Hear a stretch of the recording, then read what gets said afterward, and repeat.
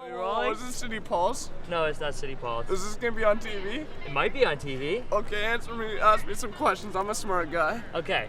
What are you doing Thursday? I walk the dog. Okay, would you think you might be doing anything special this Thursday? Absolutely not. There's nothing special that you might be doing on Thursday? Nope. Nothing at all? Nope. Something that involves different colors, like blue and orange and green and red. Nothing, that might want to put something on a piece of paper that has some names on it and put it into something else. You mean voting? Yeah! Oh, The yeah. election. Oh, Are you going to vote on Thursday? Yeah, I think so. Are you voting? No. Why wouldn't you guys vote? I'm too ill-informed. I don't want to make the wrong choice. Okay, well, see, I don't know who I should vote for. Do you have any idea who I should vote for? Actually, I don't even know who I should vote for. Who should I vote for? NDP. Why should I vote for the NDP? Because the other ones suck. What about the other parties? I don't like them neither. I disagree with them all, so I don't vote. We gotta keep spreading the green message across Simcoe Gray that it's time to fix politics as usual. We know it's not working, and we need to send a green voice to Queen's Park. I'm a small business owner. I love trees. I occasionally hug them. But I'm also all about good local jobs, investing in our healthcare system, and helping people save money by saving energy too. So those are all green things that are good for our economy. Why should people vote for the Ontario Progressive Conservative Party in this election? Because we believe that you shouldn't spend what you don't have. We believe that government is and has the responsibility to be a good steward of our tax dollars. The McGuinty Liberals have a long-term strategy for economic growth. That's by far the best strategy out of all the parties. There's such a long list of why people should vote NDP. A couple of the key components in this election are making sure that we're creating better jobs. So for university students that are coming out of school, making sure that we have a higher quality of living for everybody. There's some big issues right here in Alliston. For instance, the Boyne River, which flows through town, is being threatened by a mega quarry just down the road, and the Green Party is standing up and saying, you know what, we got to put our water and our farmland first. So our message here in Alliston is being very well received. The McGuinty Liberals, who say this is, the hard stuff we have to do to make sure that people get the education they need, that people get the health care they need, and that people have the jobs that they need. I know this election, in order to try to get more people out voting, they've made it accessible for kind of a general voting to happen ahead of time. The same thing that works for soldiers overseas and things like that. What do you think the future is? What do you think the next steps are to try to get more and more people out voting? Well, I think it's a great thing that Elections Ontario has done a little bit more in terms of more advanced voting and some home visits if someone's got some kind of issue to get to the polls. We've been encouraging our supporters to vote at the advance poll.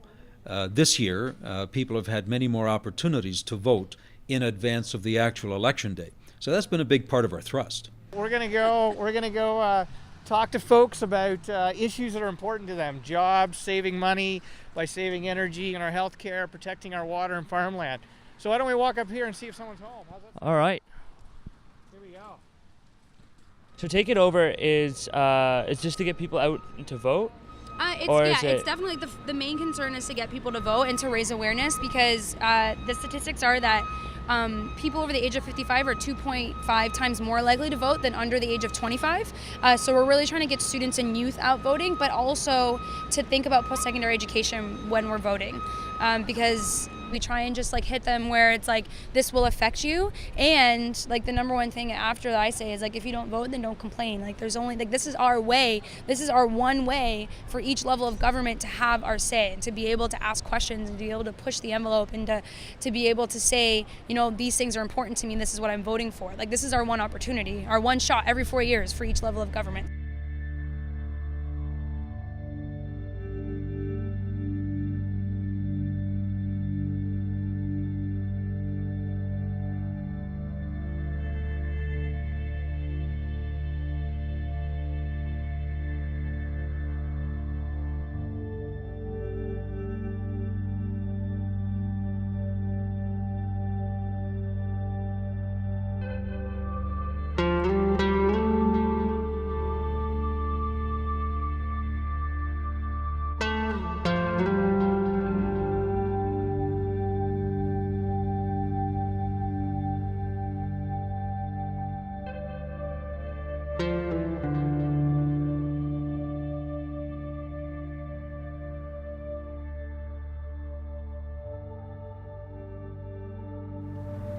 So what happened? I mean, we were going up against an incumbent, which is always harder than just going up against no one else who's big. So I mean, a lot of people, they recognize the name, they see that he's the incumbent, so they automatically just vote for that because it's easier. Sometimes it's just an incumbent has too much, like a stronghold on the riding. So yeah. Did you guys think you were gonna win though? There was always hope that we were gonna win, but like I said, going up against an incumbent is hard, especially when you're an NDP candidate going up against Liberals. It's always tricky because people want to vote strategically, and so they vote for a Liberal so that the Conservative doesn't get in. What we're down to in voting in Canada, across the country, is essentially the people who are rabid supporters of one party or another. And they'll always vote for that party, no matter what the party leader does, no matter how many promises the party breaks. They just support that party. Their parents might have supported that party. And they've always voted that way. And that's essentially what we're down to. And across the country, 40 to 50% of people are not turning up to vote. And half of those used to. So we're at turnout of 50% to 60% across the country, and it used to be 75 to 80%. Do you think that's maybe one of the reasons why the youth aren't voting? Maybe they feel that they can't make an impact? I've had a number of young people tell me that one of the reasons they don't vote is because they don't think their vote counts. The reason that youth should be involved in politics is something else. It's all about their future. The decisions that the legislature makes today is going to affect the future of the young people today. One of the problems with youth is that they don't think the two key things they should think, which is if they don't vote, they don't count. And you never know when your vote may count. And as a result, about 75% of youth do not show up and vote. Why is it that some people vote and other people don't vote? Political scientists have looked at this question, and they've got a variety of answers. One of the answers is that people simply don't care. Voter turnout was the lowest ever in Ontario. The ruling Liberals only had 18.8% of eligible voters in Ontario actually cast a ballot for them, and they almost won a majority of seats. So it's very bad.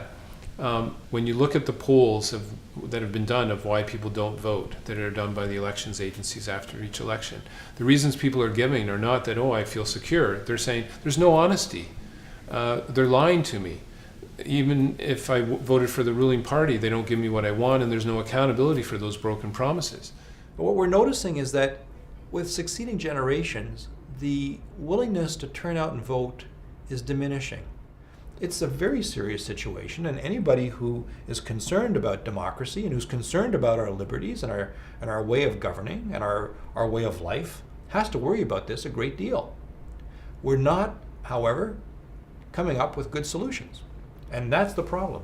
And that's where the investment has to be. We have to find solutions to this problem because it cannot be sustained.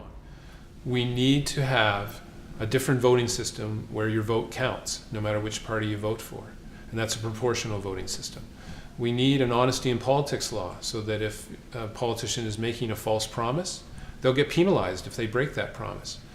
We need to have changes as well to the advertising that's done so that people are encouraged to vote, and we need the right to vote none of the above. And if these things were done, I think we would get back most of the 20 to 25% of voters who have dropped off from voting over the last 20 years. Canada is possibly caught in a dangerously undemocratic spiral because politicians don't really care about voter turnout.